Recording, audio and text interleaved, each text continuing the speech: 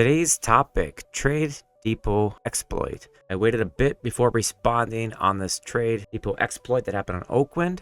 One, I wasn't sure what the actual consequences were going to be, how I'd even feel about it, or what angle I would take to make a video. My channel has mainly been around leveling, power leveling, multi-boxing type stuff. I don't necessarily do the news alert stuff, although I have done stuff like that in the past. Especially recently, I picked up population reporting for the servers. It's likely that you are not going to like what I have to say about what happened with the trade depot exploit, but hopefully you understand what I mean when I say it after watching this video. So it's no surprise that the trade depot exploit happened. The servers went down, some people got banned. They got rid of some of the platinum in the game that was created. They did announce like later on after the initial action that they took even further action and deleted some of that platinum, made some permanent bans, and found some of the actual accounts that did some of the major exploiting. And then they gave a wild statistic that I thought was kind of unusual, how it was such a small percentage of the actual total currency on the server, that the server should be mildly impacted, if at all. I think it was like 0.42% or 0.22% or something like that, that they had not deleted, that would be extra and cause inflation. We can tell for sure that they obviously don't play on Oakwynd, or they would know that that's a bunch of crap, especially right now. I played on Mischief for a few years since the launch. Something like that happened on Mischief. I don't know if it was the trade depot exploit that happened. Some type of duping happened though, or some type of something that caused the economy to actually inflate and injected a bunch of currency into the economy. I remember it being a big thing on Mischief. People just kind of got used to it. So although the server never like deflated or recovered, everything just kind of adjusted to that new period. I'm hoping that it wasn't a trade depot exploit, because that means that on Mischief, when it happened, they didn't actually fix the problems going into Oakwynd, so they probably knew about it ahead of time. But I'd have to actually look back and see what actually happened on Mischief. So before we get too far ahead on things I have to say about what happened, let's take a look at the actual impact it did have on the server. All right, so we're just going to log in here quick to Oakwynd, and we'll check on the price of a chrono today. Something I do anyways when I update my online charts, so I'll get that price set in there since we're making this video. All right, this character is on Oakwynd. I haven't played since Classic. We're going to check two price metrics here to see how the damage has progressed. 65,000 is the baseline I have for this before the exploit happened. So I like to check barter, because that's what the price people are willing to pay. You can for sure sell a chrono for that. And then you can see it's about 576,000 for barter price today. People are willing to pay from $65,000 that chronos used to go to up till 576,000. This is 10 days after the trade depot exploit. And the only people that have money are those that sold chrono at those high rates. I heard it went up to about 4 million at some point. I was not on to verify that, so if any of you have information on what the price has climbed to, or any specific price point on any given day, please leave it in the comments below so I can update my chart. But when you talk about people selling chrono for 4 million, that means that we basically redistributed wealth, that those few people that sold chrono for those few days now have a significant amount of the platinum if it wasn't removed, which if it was an actual legitimate seller, then it probably wasn't removed. And you can see the price in Bazaar is 615,000. Now that is a little bit lower, so it does appear to be that over days 8, 9, and 10 that the price of chrono is coming down. Will it make it back to 65,000? That is the point of the website and the tracking. For comparison purposes, real quick, I'm going to log into Mischief. Now Mischief also got hit with some type of inflationary thing. I don't know what type of exploit it was or what they did to fix it, because I don't particularly remember that. I know that the economy kind of struggled for a little bit, but then it was okay. Everybody kind of got used to the inflation. The inflation just really impacts those few people that were out farming or selling items, or even, you know, the people that spent $200 to buy chrono and bought a bunch of chrono and sold it at 65,000. They now can buy less than what they could if they were to sell it now. Those few people lost probably quite a significant amount of real dollars in that process. And you think about that, if you spent $100 on chrono, had 10 chrono, got 650k platinum, but you can sell one chrono now for $10 for 650k or so. So really what it did is it not only transferred in-game wealth, it transferred out-of-game wealth, as the people that did those dupes probably bought all the chrono, passed them along, and then sold them on, you know, third-party websites. So that's really what the exploit's about. Does the trade depot exploit happen if there are no chrono in game? And we're going to get to chrono in a minute here after I check the price of Mischief. So in the Bazaar, I don't know why I loaded this character. Better not get hit because I'll be pissed. So Chrono on Mischief is going for 1,444,000 to be exact. Server is released May 26, 2021, so it's over 2.5 years old. And if the inflation on Oakwynd went over was 1.4 million, remember this server got hit by some type of exploit too, so this is actually hyperinflated from what it normally should be. So if you're talking Oakwynd, this new server went over the 1.4 million mark, which it apparently did. You can see that that economy is basically advanced in inflation by over 2.5 years, up to the point of Mischief. So that's the impact that the trade exploit had. And so what does that mean going forward? And the impact it still has some 10 days later. And while we're on this topic, I want to let everyone know that at my website, everquestguides.com, I did make a post about chrono price tracking. I will try to keep that updated until the chrono price kind of levels or starts to rise again, just to see how close it actually comes to the pre-exploit chrono price of, I think, 65,000 is what I heard. I did miss days 1 through 7 because I wasn't planning on making that chart, but I feel like it's something that could be helpful to kind of watch now the actions of the company will have on deflating the server if it fixes it at all. So from day 8, 9, and 10 I have in there, and then day 0 is a baseline 65K. If you logged into the game and got either a barter or a bizarre price on a chrono and you remember that date, please leave it in the comments below so I can update my chart. Not going to be completely accurate, but at least we'll see a trend and an estimate of where it was and where it's going. And then hope for this chart is that we'll see how far it comes down before it actually starts to go back up with regular inflation, which happens on every type of server. So like I said, going forward, the economy will eventually recover. And what I mean by recover is exactly what I was explaining on Mischief. People just kind of forgot that it happened, and everything else, the stuff you farm, just kind of adjusts to the price of the available currency in the market. So as we see chronos possibly come down, we'll start to see regular items come up. Whatever the chrono to item ratio was before, you'll see repeat itself. So if there was an item that was 1,000 when chrono was 65,000, assuming that it's not an outdated expansion or a supply problem, if everything else is consistent, you know, if a chrono is 650,000, that item should go to 10,000. We'll see that type of leveling off in the economy. Right now, it probably sucks for everybody because it hasn't had time to adjust and close in on that ratio. So the people that took the most damage from the trade depot exploit, and the people that always take the most damage when anything happens to the economy, is not actually the regular players. It's the multi-boxers, the people that farm and rely on farming to sell goods to buy chrono to pay for their accounts. Overall, the economy really doesn't matter to people that are just out there raiding and they maybe pay their subscription, especially on a server like Oakwynd where it is not free trade, meaning that people aren't doing small man raids or raids and selling those items in the auction house. Then it would have a bigger impact on say raiders, for example. The big question, or the big thing I saw, is people were like threatening to quit, saying they're going to quit. So luckily for you guys, I do track population data. That's something I've done before, during, and after, and will probably continue to do into the future until it's no longer exciting or something cool to look at. So what type of impact did the trade depot exploit have on the population of Oakwynd? The high I had tracked on Oakwynd before launch was about 2,211 characters. At the launch, I tracked a total of 3,597 characters, which was an all-time high since I started recording data on Oakwynd. I'm not sure if when the Classic and the server first came out, if it broke that. Can't go back in time, unfortunately. But then the next significant point is 9 days after Luckland launched, the recorded high was 2,458 players. So a couple hundred players higher than the pre-launch. So that's everybody that came and played Luckland and then kind of bouncing back down.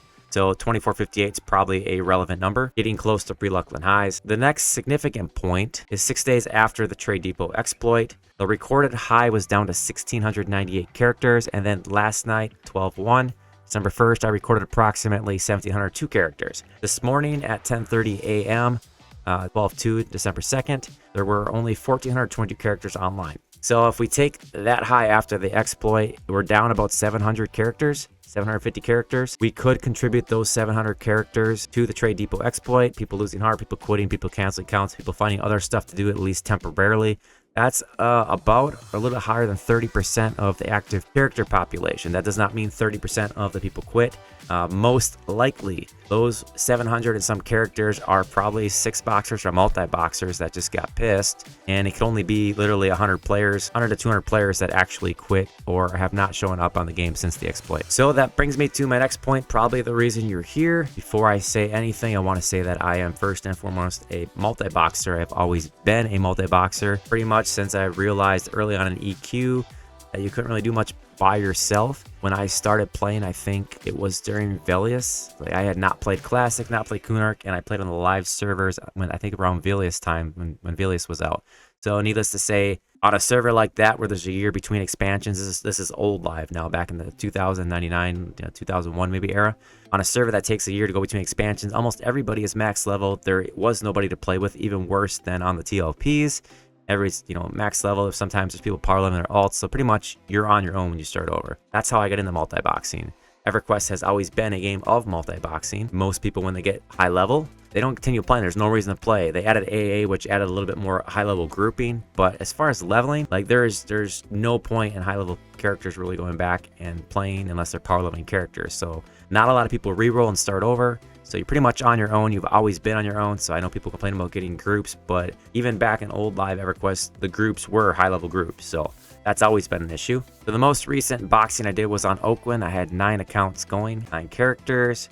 Since TLPs came out, I've boxed between 9 and 18, no less than 9, no more than 18. So what happened on Oakwynd would indeed impact me as a boxer, and I think boxers were affected the most because those are usually the people that are out farming items to sell, or either chrono to fund their counts or chrono to sell. And as we all know, I do get a lot of hate for multi-boxing and showing people how to multi-box, but multi-boxers come with an array of problems, from claiming camps permanently, AFK farming, automation like MacroQuest, and that big drive on farming items and selling them on the bazaar for either profit or platinum to buy chrono to keep their accounts going, as I said, and to get real money. In a lot of cases, a lot of those power levels are there for real money. Time and time again, I've made the argument that boxers are necessary to keep the servers alive. We do, as a single person, I'm, using 9 to 18 chrono, which is, if a regular person's only have one account, that's 9 to 18 times as much money as one person pays.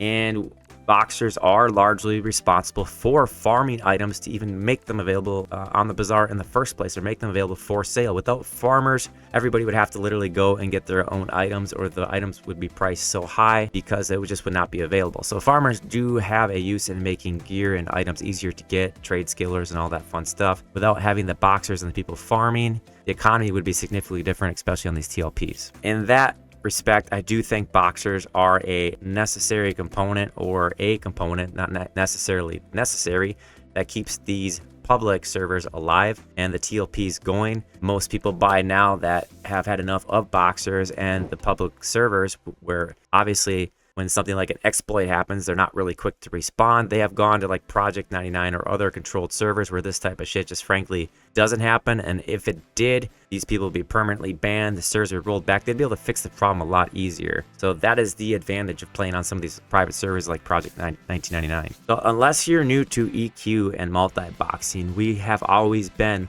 one of the first groups of people to get the shaft. I feel like those first time memes are appropriate for people on Oakwynd, especially the ones that are a bit saddened by this.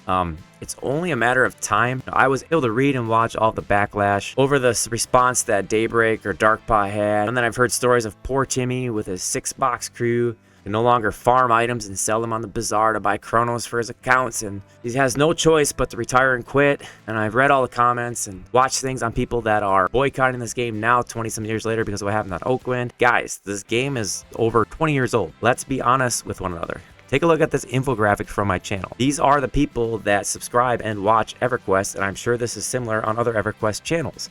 We are all between the ages of 35 and 54. All of us can probably afford to pay for a subscription. We just don't want to, or we can't justify it to our spouses, so we don't want that charge on our credit card. But pending some rare circumstance where somebody is actually poor, if you're able to play 6 characters on an actual TLP, that means you have 6 computers, you can probably afford a subscription, especially at that age. But now to sit here and say that because of the Trade Depot exploit that you're gonna have to retire because the Trade Depot exploit ruined the economy, you can't afford your accounts and you can't pay for them yourself for a couple months until the economy reestablishes itself. It's like, come on, like really? That's what you're gonna go with? That's what you're outraged about? Like, you may not want to pay for the accounts. That's fair, because I don't want to pay for 9 to 18 accounts. I farm stuff and I sell for chrono. That's how I fund my accounts. It actually would be embarrassing to me if I had to pay $15 a month times 9, and that charge showed up my credit card. I'm like 40 years old. Like, someone is gonna ask me, you pay almost $200 a month to play video games? It's like, how do you justify that with a straight face? And if you couldn't farm and get the chrono, maybe you wouldn't play 6 at all, like me. Like, I wouldn't multi-box if I couldn't farm and get chrono. But it is almost solely the people like me and like most of you watching, the multi-boxers, that this type of trade exploit effects. Like I said before, everyone that is playing one character to experience the content has a raid guild and a raid group. They're not really farming crap, especially on a non-free trade server like Oakwynd, and they don't have problems paying for their account. They are actually probably happy and laughing at the multi-boxers crying over this. And I bet some of them are even looking for ways to do another exploit, so we all leave. So if one of the major problems in Everquest is cheating and multi-boxing, then the trade depot exploit should literally become a permanent thing they do every so often to cleanse the multi-boxers. I honestly, I appreciate that you can farm stuff and get in-game currency and then trade for a chrono to pay for your account. But for a game that's 20 plus years old where the majority of players are 35 plus and should be able to pay for a monthly subscription, chronos is the worst possible idea to have ever existed in the history of gaming. Like, it really is. I could see if the game was played by, teens and maybe they had no way to actually pay for a subscription. But I'm just going to be honest again. Chronos are the worst thing to happen to this old game. It adds a direct monetary incentive to playing this game and adds extra motivation, cheat, hack, and exploit. So does a trade depot exploit matter at all if you can't buy chronos with platinum? Does it even happen in the first place? I don't know, but it would have far less impact for sure. Chronos are literally the single reason people multi-box, hack, cheat, and exploit the game. Someone made a bunch of plat, bought a bunch of chrono, and probably made off with over $1,000 of real money from the game, if not a lot more than that. I don't actually know how much chrono was bought, but you guarantee they didn't just buy it to fund their accounts. They most likely sold that on the third-party market. If you get rid of chrono, you would solve a lot of things that people have issues with. Someone that has to pay $15 a month for 6 accounts might be less likely to cheat or hack, because if they get banned, they're out of money. And then you won't really be able to use those 6 accounts to break even or make money by farming things. So you'd be playing 6 characters for the love of the game. And there are people that do that, and there are people that probably pay for their accounts. But like I'm saying to you, I multi-box. I've always been a multi-boxer. If there were not chrono in the game, the amount of accounts that I'd be willing to pay for would be significantly less. I may not even play at all. And yes, before you get too far, I know that you can sell in-game currency too. I remember trying to buy platinum back in the day, early on. But I mean, what significance is that going to be on a TLP? Someone's going to buy a bunch of in-game currency to purchase a Blade of Carnage that in 3 months is going to be pretty much obsolete? Like, maybe, I guess. It's going to have less of an impact than having chronos available. Without chrono, AoE power leveling that everyone hates wouldn't be as big of a thing. Most of the power levelers that do that I know, they do that as their job. They use it as their side hustle to make part-time cash or even full-time cash to pay their bills. They're not out there power leveling for the fun of the game to fund their accounts. Like, how long does that even take to get enough money to fund your accounts? They charge like 4 chronos, or I think I seen earlier in Oakwynd, 1, 2, 3, 4 chronos per session. Like, you only need like 6 to 12. Like, they're doing that all day. Anyway, to all of my multi-boxer friends who are affected by this, like, I feel you, man. Like, I do. I'm sorry that it happened, because it does suck to farm a bunch of stuff and then have it be worthless, which is what a lot of you are going through right now until the economy readjusts ratio-wise. But we can't expect them to do much about this, because it doesn't affect a large percentage of the people who actually pay a monthly subscription to play. And honestly, those people would love to have no cheating, exploiting, and multi-box, and they would turn this into a P99 if they could. We're not going to catch any support from them. And I heard some people saying, maybe they should do a rollback. No, they should not do a rollback, because guess who the rollback actually affects? Those people that are playing one character, doing raids, doing quests, that actually pay to play the game. Now, some of you multi-boxers might actually pay and have subscriptions running, but I think most of us buy off the black market. $9, $10, $11 per chrono off the black market. No one that I know is paying the 17 or whatever they charge for it. But yeah, that's mainly why they're not going to do a rollback. That's why they don't care too much about fixing the problems. And even though they gave a wild statistic about the limited impact it has, you can see that chronos are now still 10 times. There's 10 times inflation on Oakwynd for now. They're 0.22% or point whatever the heck their number was. Obviously, does not translate to the in-game right now. Maybe at some point it adjusts. Maybe it doesn't. I don't know.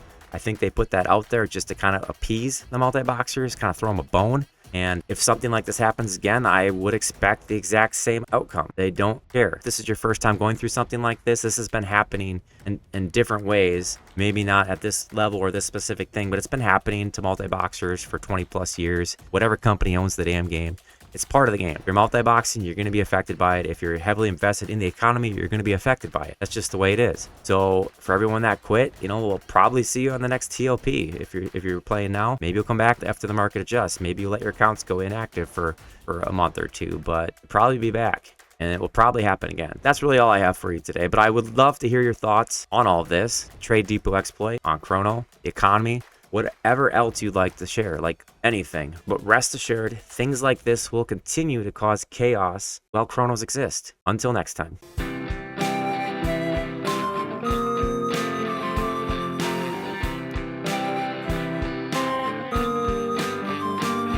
We got P99, we got TLP, we got private servers and tests that's free. Some of us pay, some of us don't, some of us play, some of us won't. Did you just break my mess? Did you just train me? Did you just miss a healing? Are you gonna rest me? And please I need a sow, and please I need a rest. Please I need that sword, I'll take what you got.